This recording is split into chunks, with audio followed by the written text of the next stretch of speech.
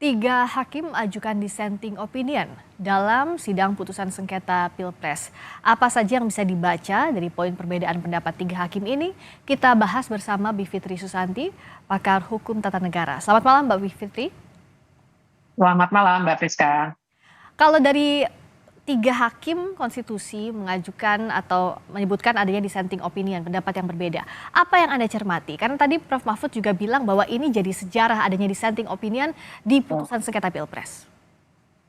Jadi memang selama ini mulai dari sengketa Pilpres tahun 2004 sampai 2019 yang paling baru itu belum pernah ada dissenting opinion. Karena ini memang tidak tertulis dalam hukum acara Mahkamah Konstitusi, nggak ada di undang-undang, tapi dalam beberapa wawancara penelitian mereka ungkapkan, dan tadi Pak Mahfud spill sedikit bahwa Pak Mahfud kan kapasitasnya sebagai mantan ketua MK ya. Ya. Dia spill sedikit bahwa sudah menjadi suatu kesepakatan bersama di antara para hakim supaya untuk perkara PHPU Pilpres ini mereka bulat suaranya 9. Kenapa? Karena tujuannya untuk menjaga legitimasi pemerintah yang terpilih.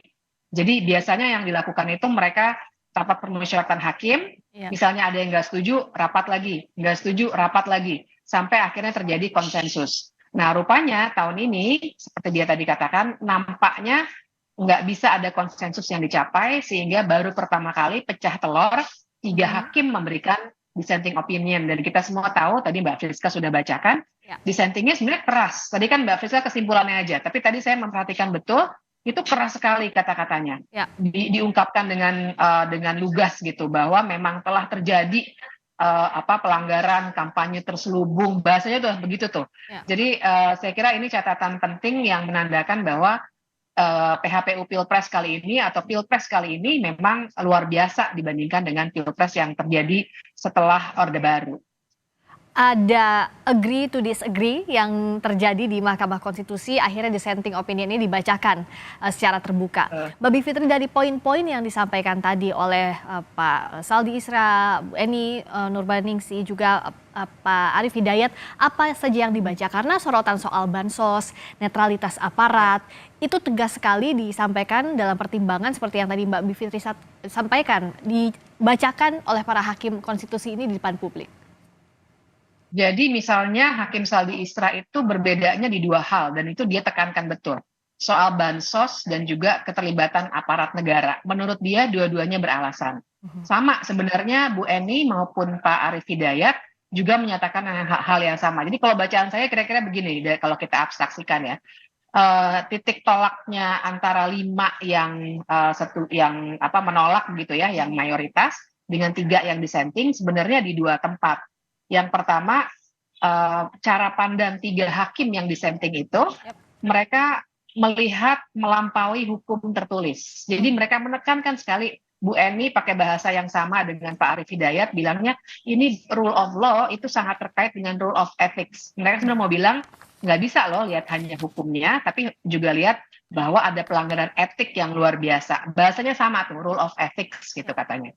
Nah itu, jadi dari situ aja, perbedaannya jadi tajam ujungnya. Seakan-akan sederhana, tapi sebenarnya ujungnya tajam. Karena kalau kita perhatikan, argumen putusan dari 5 hakim, itu semuanya kata-katanya adalah tidak beralasan menurut hukum. Nah, bahkan ada di suatu titik tuh, ada nanti kalau putusannya sudah beredar bisa dibaca bareng-bareng, mereka bilang bahwa ya memang ada pelanggaran di soal bansos. Tapi karena waktunya nggak cukup, mereka nggak bisa membuktikan ada intensi. Istilahnya begitu, intensi dari Presiden Joko Widodo bahwa ini memang tujuannya untuk memenangkan Gibran begitu ya. Jadi ibaratnya mereka mau bilang memang mereka nggak bisa membuktikan tuh dalam waktu yang sedikit, walaupun mereka setuju ada kesalahan-kesalahan itu. Titik tekannya di situ. Nah yang kedua tuh 14 harinya. Jadi 3 hakim yang dissenting juga mengkritik, mana mungkin 14 hari itu memang mereka 8 hakim nggak bisa mencapai, kalau dalam kita sering sebut ya dalam hukum itu beyond reasonable doubt gitu. Jadi keyakinan yang benar-benar nggak bisa dibantah lagi, kalau cuma 14 hari itu nggak akan cukup. Nah sementara 5 hakim yang mayoritas bilangnya ya udahlah pokoknya nggak berhasil dibuktikan. Nah gitu kira-kira. Jadi perbedaan besarnya di situ, sehingga ujungnya memang sangat berbeda. Tapi Mbak Friska, yang menarik menurut saya juga 3 hakim yang dissenting sebenarnya sama sekali tidak menyebut-nyebut soal Gibran. Hmm, Ya kan, mereka menyebutnya pemungutan suara ulang. Semuanya itu mintanya pemungutan suara ulang di beberapa daerah. ya. Jadi kalau saya membaca ini juga seakan-akan Mahkamah Konstitusi tetap tidak mau mengoreksi putusannya sendiri yang nomor 90 tahun Hmm, 2023 itu. oke. Jadi kan sebenarnya kan mereka yang memulai, kan kalau bahasanya Mas Budiman di Harian Kompas kan gitu.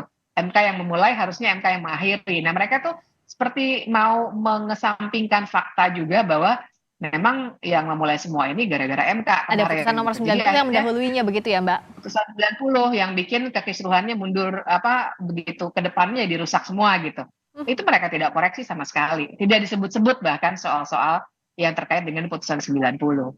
Nah, kalau kita perhatikan tadi kita dengar dengan seksama, itu memang ada ruang abu-abu sehingga tadi kata Mbak Bivitri cara pandangnya jadi berbeda. Ada rule of law dan rule of ethics. Misalnya saja soal Ya, bansos dia anggap bahwa sebagian hakim yang lain bilang bahwa itu tidak melanggar hukum positif, tapi catatannya nanti ke depan tidak dilakukan jelang pemilu. Nah, ruang abu-abu ini kan harusnya dievaluasi. Jangan sampai nanti betul. jadi presiden untuk pemilu-pemilu selanjutnya ada ruang abu-abu yang membuat sengketa pilpres ini semakin pelik. Apa yang menurut Mbak Bivitri harus diperbaiki?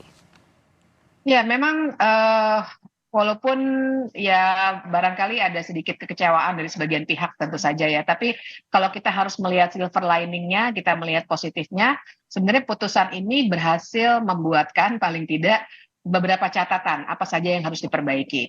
Kalau dari 5 hakim yang mayoritas, misalnya mereka sudah menyebut tuh soal bansos tadi ya, Ya. seharusnya diatur dengan lebih jelas.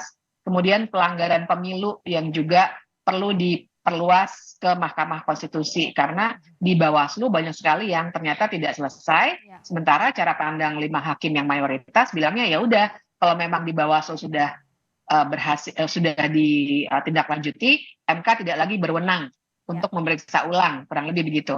Jadi mereka memberi catatan seperti itu. Mhm. Sementara tadi Pak Arief Hidayat itu dalam dissenting opinionnya bahkan dia merinci 1, 2, 3, 4 gitu ya. Ya. Salah satunya misalnya selain soal bansos, di bagian di Undang-Undang Pemilu juga ada beberapa hal yang kita semua harus perhatikan tuh, soal nepotismenya, kemudian kejelasan soal boleh tidak berkampanye, pengerahan aparat misalnya. Dan Pak Arief Hidayat juga membuat satu daftar khusus yang menarik sekali soal pentingnya undang-undang lembaga kepresidenan. Hmm. Nah, ini yang juga bisa mencegah presiden menyalahgunakan wewenangnya, terutama ketika mau pilpres lagi ya, menguntungkan entah dirinya sendiri, entah keluarganya seperti sekarang, atau Hmm. partainya.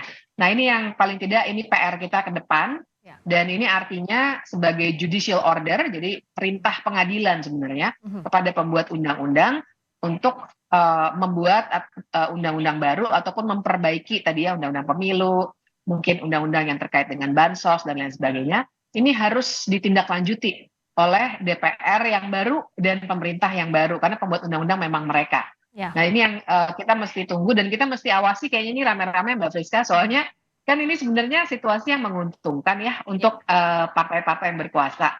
Saya Ya. khawatir sekali kalau nggak kita dorong, kita kawal, ya ini nggak akan ditindaklanjuti walaupun ini Mhm. perintah dari Mahkamah Konstitusi. Ya, kita sama-sama hormati putusan MK yang final dan mengikat, tapi di sisi lain juga harus ada perbaikan ke depannya, termasuk tadi judicial order yang disampaikan Mbak Bivitri agar hasil putusan Mahkamah Konstitusi betul-betul beyond reasonable doubt, tidak ada keraguan yang ditimbulkan di kemudian hari. Terima kasih banyak atas waktunya Mbak Bivitri Susanti, pakar hukum tata negara. Selamat malam.